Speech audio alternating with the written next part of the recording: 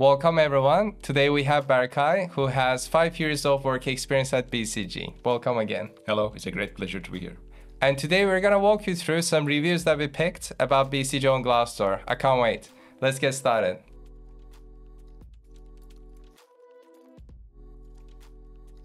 All right, the first review is the following. As you enter BCG, you need to relearn PowerPoint. Everything is presented in a specific style and format. What is your take on that? That is true, but I don't see it as a con. It's a rather benefit for consultants because you have limited time in your projects. And number one job, especially for junior consultants, is building PowerPoint slides. So having a predetermined rules framework for your slide production really gets you to speed up, because every day you can't think about which charts I need to use to show my numbers, which color, which font size should I use for my text. So it will take so much time every day. So having a predetermined rules and framework helps you a lot. Absolutely. And it is not specific to BCG actually. When I was at Carney, we had everything in a maroon format. This was before they rebranded themselves into the black and white format. And as I switched to BCG, all I had to do was just learn some nuances here and there, but it was more like just changing the maroon color into green color. So it is something that would make sense as well, because there's one way of telling a story. It has to be predetermined. And like you said, it definitely helps people in ramping up, especially the juniors. Personally, the part that I was challenged quite a lot was, I believe it was 2017 or 18, when BCG had to revamp the entire slide writing formula for their company. Before that, everything was in 4:3 kind of narrow screen format.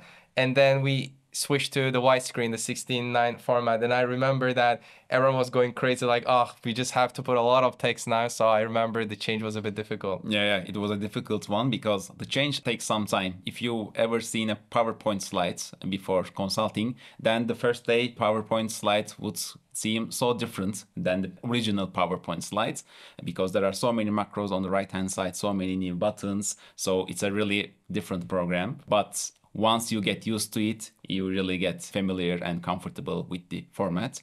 And also, just another benefit that I just remember now, if you want to use someone else's slides, then helps you a lot because it's in the same format, it's in the same color format. You can just directly copy and paste from a previous project. Good to have a streamlined process. Exactly. And also just going back to what we discussed about moving from 4:3 format to 16:9, I initially thought we were going to end up writing a lot more texts. I was worried about it, but then BCG did a lot of trainings to help people understand that what they do is actually streamline the storytelling and demystifying things. So instead of writing all those things on one slide, almost like a typical, old Big Four consulting slides, now they really taught us at that time to break the story down into maybe 3 or 4 different slides, make the visuals bigger and so on. So that really helped us in understanding, okay, this is what the client wants to see. So I really enjoy that process. Yeah, totally agree. When I look at now the previous format, I just get lost in a page because there are lots of bar charts, lots of words written there, and just you get lost in the page. But with the new format, you can easily identify the critical things.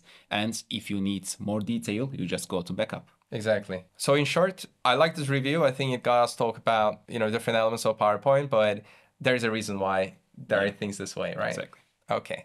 Now, moving on to the next one, there are quite a few reviews made by one person, so let's go through it one by one. There are also some controversial ones as well. Yeah. The first one is the repetitive work, duplicating the BCG way from a bank of knowledge for each client. Not creative or challenging, but in comparison to the industry, there's also low responsibility. What is your take on it? That is also true. So you leverage a lot the previous case experiences. Again, I don't see it as a con, it's rather a pro, because your starting point in a project becomes really at a high level. You don't build from scratch. But I do not agree that it is considered as a repetitive work, because even though that project may have been done in the different geographies, maybe hundreds of times, there are still things that are unique to your clients.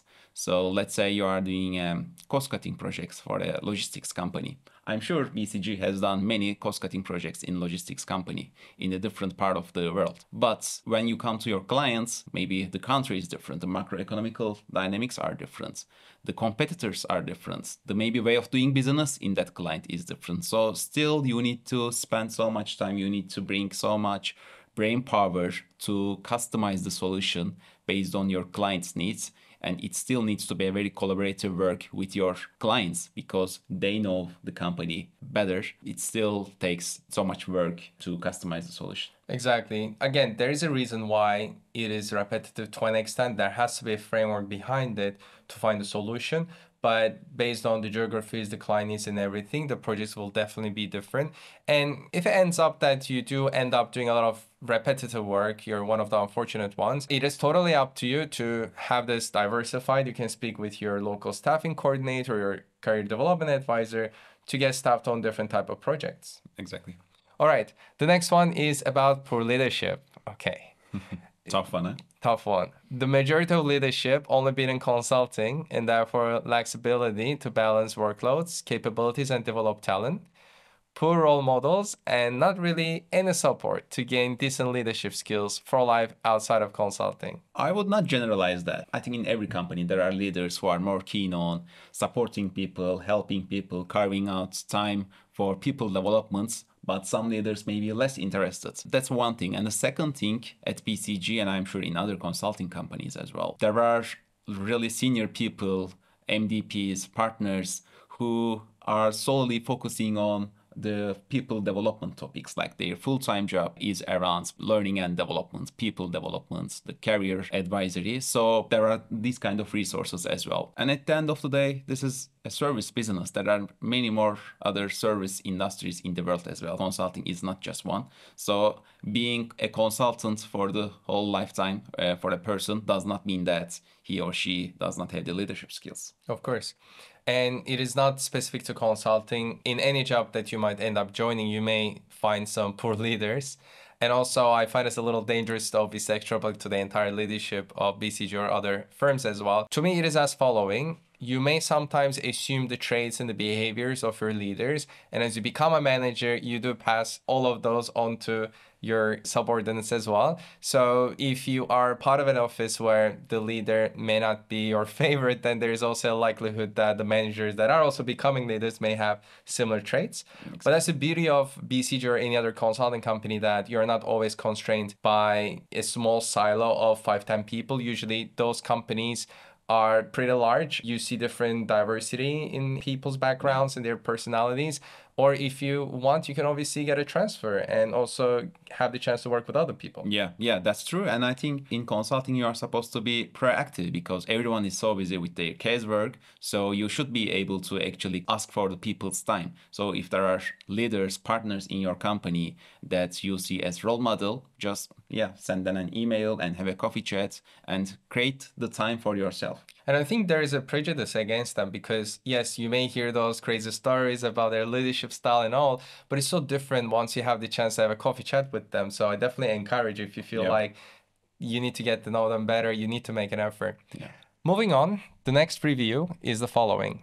If you come from industry, your profile and expertise will be used on numerous proposals to drag clients in, but it will not be used when doing the work. Accept everything you knew before BCG to be useless. Maybe I can start with that.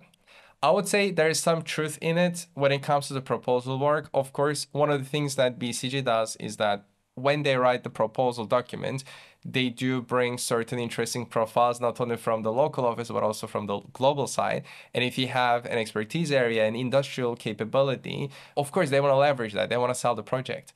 But as you start doing the project, surely you can leverage your industry capabilities as well, because we do rely on our expert networks, the secondary research and everything. And if you already have some knowledge prior to joining BCG, you can definitely use it. Also, when you think about the lateral hires, there's a reason why those industry professionals are being hired by BCG.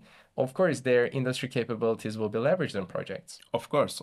I totally agree that in proposals, it brings lots of power to BCG to showcase that we have also people who have execution experience in specific areas. And when it comes to your past experience, of course, it's much appreciated, but maybe one thing, it's not enough. You may have really good industry expertise, but you need to bring the consulting skills on top of it. These consulting skills could be that you did not experience or you did not learn a lot in the industry, like hypothesis-driven thinking, slide production, communication. You need to bring those skills on top of your industry expertise to be a well-rounded consultant. Absolutely. Agreed. Now, the next one is quite interesting. So let me just rephrase this comment a bit. Basically, what he's saying here is that what matters more is who you know rather than your actual capabilities. Here's my take on that. Of course, capability is very important. It is a must-have, a hygiene factor for you to be able to be successful. It's just that sometimes you may not have the opportunities to showcase those skill set that you have. So knowing people, having a good network will definitely help you in hearing about those projects, finding the project leaders, writing to them, and getting staffed on those. In fact, in some BCG offices, I hear some US offices, for example, you really need to be very proactive in finding the projects that you need to be staffed on.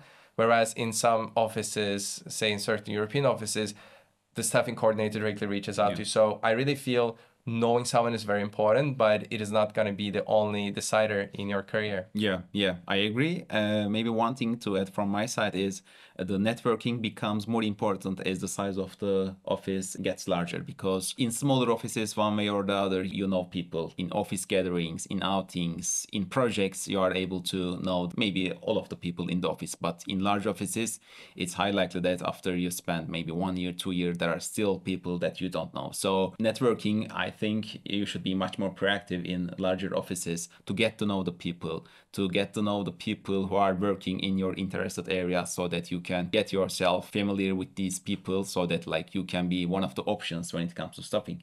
Absolutely. But it is not going to be more important than your actual capabilities, right? That's true. Perfect. All right, let's move on to the next review.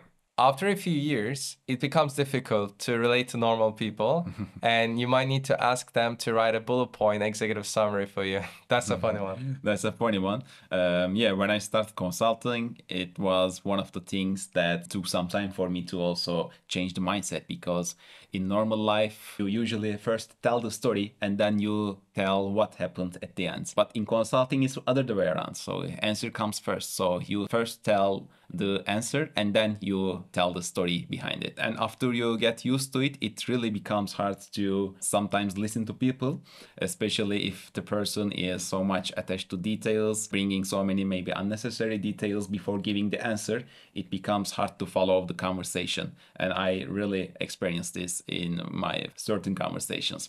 But you should not forget that you should also listen to client, and the client sometimes is also using that regular method, I would say, just like telling the story from all over the place and then giving maybe some answers at the end. So you should still have the patience to listen to people. Absolutely. In my experience, it's been about 4 years since I quit consulting, so I think I'm recovering from that now.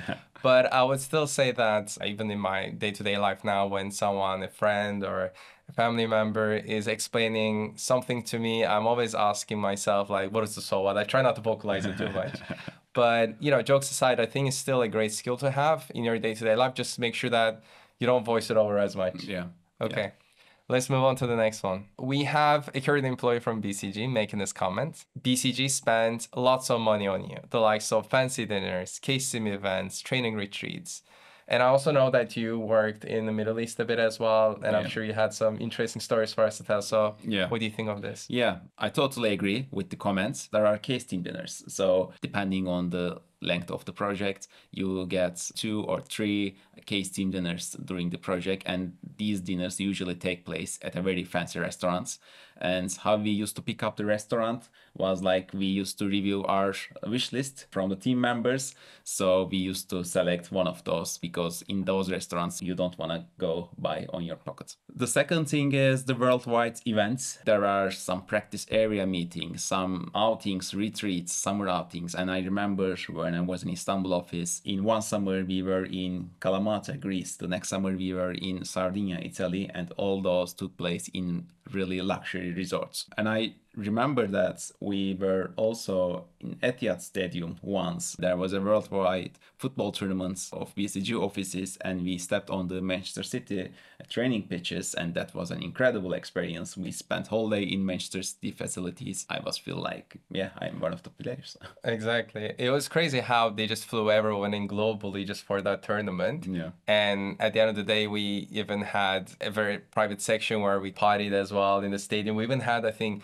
BCG logos being displayed in the stadium, right? Yeah. That was crazy. That's a great feeling. Also, going back to your days in the Middle East, you spent about 2 months there, so I'm sure you must have Yeah. some stories to tell me. In 2018, I was staff in a project in Saudi. For the weekends, I was going to Dubai and all my expenses were covered in Dubai for the weekend. So you have free tickets for the whole weekend. You can spend at wherever you want. You can eat, you can drink, you can, I don't know, do some activities. And in one of the weekends, I flew over my girlfriend from Turkey to Dubai and we rented a car to drive to Abu Dhabi for a daily commute. And that was paid for. And that was paid. So I was living the dream life in Dubai. I spent almost 2 years in there, so I may have a bit more stories to tell on that end. sure. But I remember that just on a day-to-day basis, we would order lunch from this very fancy restaurant. And I just looked at the menu now, and the average cost of lunch there is about $80 per person. Wow. And we were there maybe with 20 plus. BCG Consults is one of my projects. So it goes to show you how much money that they're spending. But of course, there's a reason for that because they don't want us to, spend a couple of hours outside the office. They want us to work side by side with the client. And to be honest, it does make us pretty efficient with the work that we do. And I think you end up adding a lot more value than how much they give you back. Exactly. Because, you work long hours. It's a demanding job and having those perks helps you a lot. Exactly, it does. I remember one of the things that we did was this team event where we started in the morning hiring a yacht. We were around the marina for a couple hours. Then we went for shooting. And then after this, we did laser tag same day. And then we finished it with go-karting. It was a crazy day, but it does give you a representation of what a case team event might look like. Yeah. I mean, I don't know if it's a legend or if it's a reality, but I heard that one of the teams, as a case team event, traveled to Maldives for the weekend, eat, drink, dance, and then they came back to office on Monday.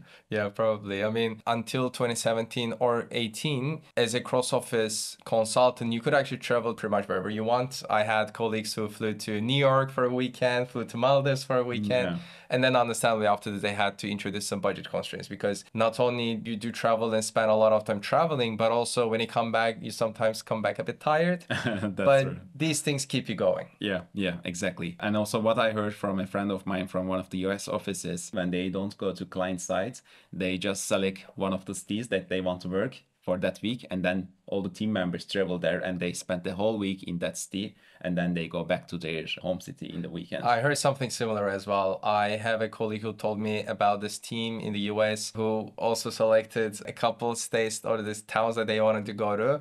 And I could always see some like nice pictures from them every weekend. They're somewhere else, but I also know that they work a lot. Yeah. But having said those, worldwide events, travels, especially for fun, is getting less and less common for the sustainability purposes and also cost cutting because of the recent slowdown. So we may not see those fancy travels, parties as much as the past. I also have this feeling that it might be a bit more of a local decision because some budgets are huge compared to the rest. And I always have this feeling that in those offices where the average ticket size is bigger, you may have a more of a leeway. But I don't know if that was your experience. Yeah, you may have more room, but these are usually global decisions. So it's hard to overstep these global decisions. Even though you have like a budget in your project for extra expenses, it's still not easy to do because there's usually like the global rules on that one. Got it. Okay. All right. The next review is coming from a consultant in London.